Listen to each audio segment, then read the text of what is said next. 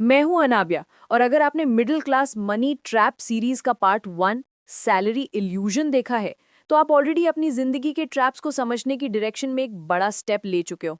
और अगर आपने पार्ट 1 मिस कर दिया, कोई बात नहीं, इस वीडियो के बाद जरूर देख लेना क्योंकि दोनों पार्ट्स एक दूसरे को कंप्लीट करते हैं। आज हम बात करने वाले हैं उन ट्रैप्स की जो मिडिल क्लास को सिर्फ फाइनेंशियली नहीं, इमोशनली, मेंटली और सोशली भी बांध कर रखते हैं। सच ये है कि मिडिल क्लास के सबसे डेंजरस ट्रैप्स वो होते हैं जो ट्रैप्स लगते ही नहीं, जो नॉर्मल लगते हैं, रूटीन लगते हैं, लेकिन धीरे धीरे पूरी लाइफ का कंट्रोल ले लेते हैं। इसलिए पार्ट 2 शुरू करने से पहले बस एक चीज याद रखो, मिडिल क्लास का ट्रैप कभी एक दिन में नहीं लगता। वो आदत, कंफर्ट और फियर के छोटे छोटे टुकड़ों से बनता है। चलो बिना टाइम वेस्ट किए आगे बढ़ते हैं और समझते हैं middle class trap number 2, lifestyle inflation. ये वो ट्रैप है जिसमें लोग खुद चलकर गिरते हैं और फिर पूरी जिंदगी निकल जाती है लोन भरने में।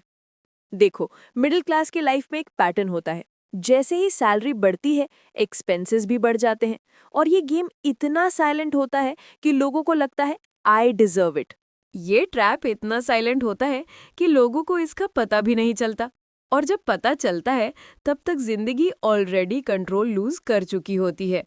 सैलरी बढ़ने के बाद मिडिल क्लास लोग सबसे पहली गलती करते हैं, वो अपनी लाइफ अपग्रेड कर देते हैं, लेकिन अपनी सेविंग्स अपग्रेड नहीं करते।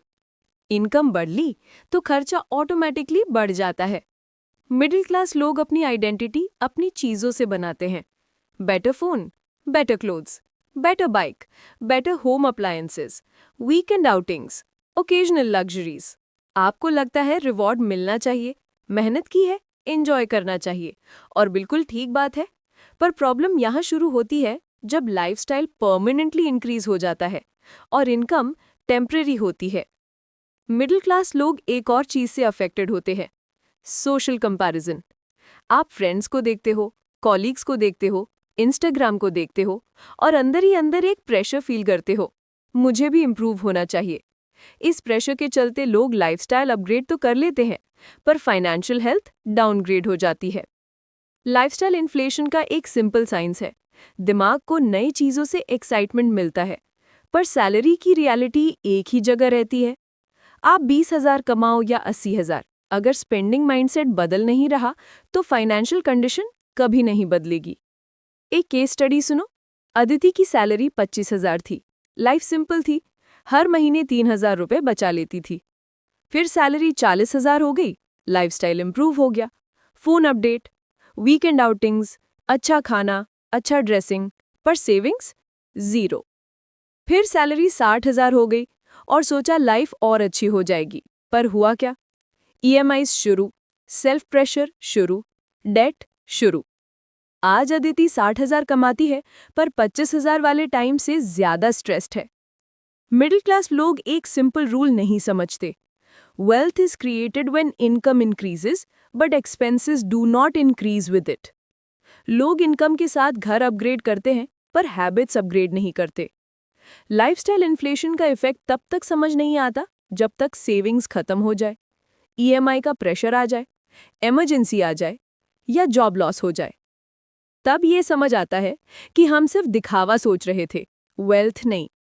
और अब जो अगला ट्रैप है ना, वो मिडिल क्लास को सबसे ज्यादा डैमेज करता है। लाइफस्टाइल इन्फ्लेशन के बाद सीधा शिकार बनता है ईएमआई ट्रैप। आपको लगता है ईएमआई कन्वीनियंस है, पर असल में वो आपके फ्यूचर इनकम को बंधक बनाने का एक साइलेंट कॉन्ट्रैक्ट होता है।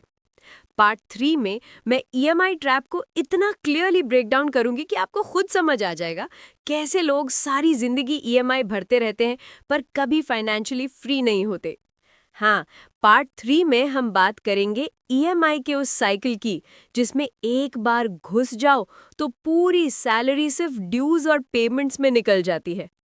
अगर आप चाहते हो कि आप इस ईएमआई ट्रैप से बचते हुए फाइनेंशियली फ्री बन पाओ, तो चैनल को सब्सक्राइब कर लेना क्योंकि पार्ट 3 आपके लिए बहुत इंपॉर्टेंट होने वाला है। मिलते हैं नेक्स्ट पार्ट में, तब तक के लिए हैप्पी इन्वेस्टिंग।